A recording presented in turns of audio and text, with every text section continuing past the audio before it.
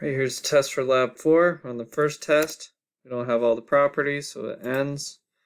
So, say we do have all the properties, but we're poor. So 0, 0, 0.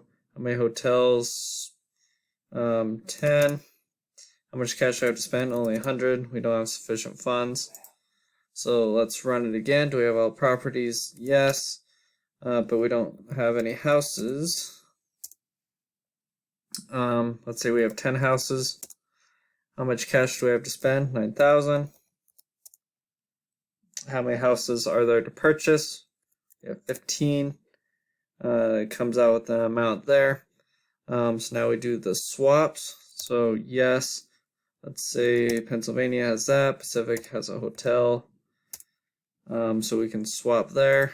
Now let's try it with North Carolina. So 4, 4, 5, and we can swap with North Carolina. And then do we have all the green properties? Yes. So this one's already built, so it stops there.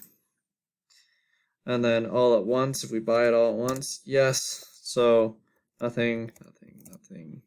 And we need 3. And we need 3,000. We have 12. And then it purchases all those. Now let's do a house and a hotel. So this is 3, 3, 3. We have one hotel. We have 3,000. And we need to buy 3 houses. And there we go. And